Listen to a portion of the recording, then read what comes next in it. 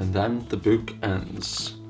It's a great book that I have read, but thanks for joining us today. We're going to be looking at 10 books that I've brought and still 20 odd years later never got around to reading them. I've got this really bad habit of, like, especially when I was in my super hardcore collecting phase, of buying things, especially books and novels, and just, like I say, never getting around to reading them. So I picked 10 of the sort of quirky, interesting ones. This is book number 1. I don't know if you'll be able to recognise it from the picture on the back, but it's Tom O'Connor's autobiography, Take a Funny Turn.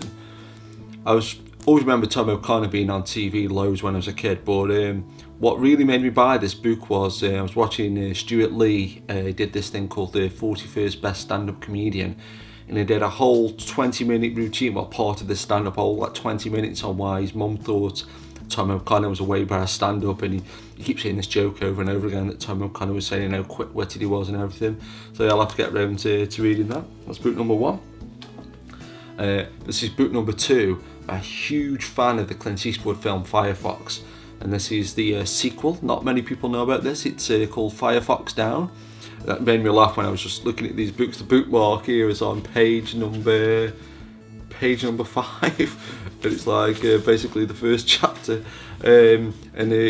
Firefox, as soon as it goes from the end of the film, this starts. As soon as the film ends, the book starts, and his fuel line gets ruptured, so he has to abandon the Firefox, and I assume good stuff happens in it, but I'll have to get round to reading that. Rest in peace, Craig Thomas.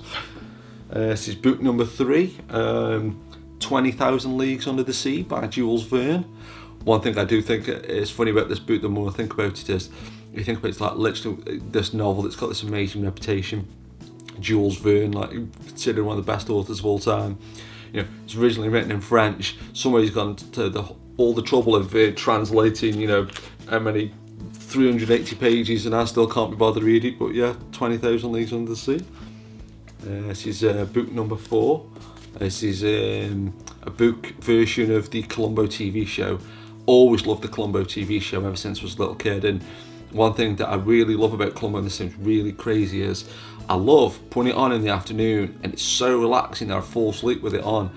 And loads of times though, it's almost I think of the shows like Unsolved Mysteries, because luckily I've seen these Columbos loads, but if I hadn't, it was like, who the hell was the, you know, did they catch the guy and everything? So it's kind of like, there you go, book 4.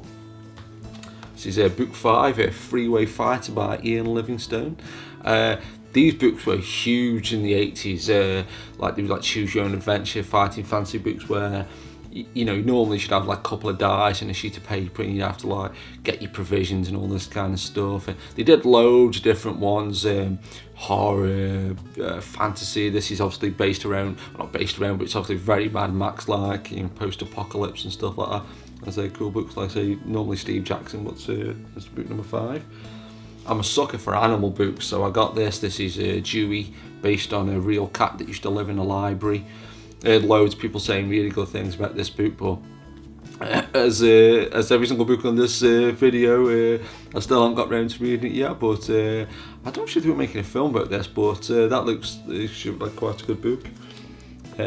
This book, it's really obvious why I brought this book, but it's a really chunky, huge book, and it makes sense when you see what it is. It's Total Recall, the Arnold Schwarzenegger autobiography, and I normally love autobiographies anyway, because I don't know why, that's another thing with fiction books, I really struggle to get into, because I just think this is just made up, but that's why, which is weird because I love films. But one of the very first sell-through videos I ever brought was Commando. I've still got it on VHS, and I remember coming home on we used to have this independent buzz company called Pools, and I can still remember coming on a Pools buzz back home thinking, oh yeah, Commando, can't wait, watch it. But yeah, I'll have to, by the time I read this, I'll probably be about 100 or something. But yeah, that's the only book.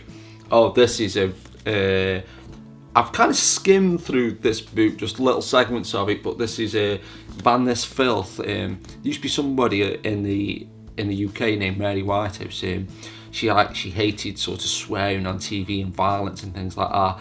And at the time when I was a kid, she used to do me head in, because like she would, like, you know, even up to when Reservoir Dogs was on TV, you know, she sort of she was trying to stop that being on TV and stuff, and she was a member of this thing called the NVLA, the National Viewers and Listeners Association, and they were always trying to get horror films banned and stuff like this. But I'll just read this one paragraph out of this book, and it always just really sets the scene to me of like the kind of people that would write to Mary Whitehouse and the hypocrisy of it. And I just picture this scene happening. But anyway, 26th of March 1981. Dear Mrs. Whitehouse, on the evening of Saturday the 13th of December 1980, the ABC Cinema in Magdalen Street, Oxford, displayed a poster for a film. The poster depicted a naked woman at the feet of a man holding a gun. The film was called Violation of the Bitch, with a subtitle, She Asked For It. My husband and I were so outraged by this display that we sprayed the poster with paint. We were subsequently charged with criminal damage in order to pay a fine of £65. I don't know why, that just always a interesting, cool story in that book, but the Mary Whitehouse book. This is book number 9. It's the Chuck Norris autobiography, Against All Odds. When I got this book, I actually had it brought for me as a birthday present, and you know, it was around about the time when the Chuck Norris facts were huge, and everybody, oh, Chuck Norris this, Chuck Norris that. And I do still like Chuck Norris, and I do think Chuck Norris is good, but I only got about 4 or 5 pages in this book because I know Chuck Norris is a hardcore Christian and everything, but every page was like, oh, thank you God for giving me this strength to learn martial arts. Thank you God for my movie career, and thank you God for this, and thank you God for that. And it was just, like I say, you know, fair enough, you know, if you're religious and that, but just, I just couldn't read the book because it was just like and it was like, especially because, like, say, you Chuck Norris, you think, oh, Chuck Norris is really cool and everything, but yeah, so yeah, I'll have to give that another go one day. Yeah, but this will almost sound like a joke, but save the best till last. This is the Steve Guttenberg Bible. I've got a... why have I lost a bookmark in this? I'm sure there's a bookmark in it. Oh yeah, I'm on page 148 at the moment. It's got me place name thing from Stu's wedding. And... yeah, I've based my whole life on Steve Guttenberg characters like Newton Crosby, PhD from Short Circuit. I love Short Circuit. It's a great movie.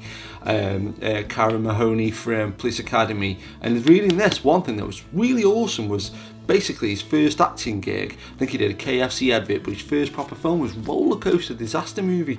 I was like, oh my god! Like I say, I've got a few pages into it, but I'll have to finish this book off, and yeah, there's the 10 books that I still haven't read, and I'll have to check in a few months, see if I have read them, and see you later.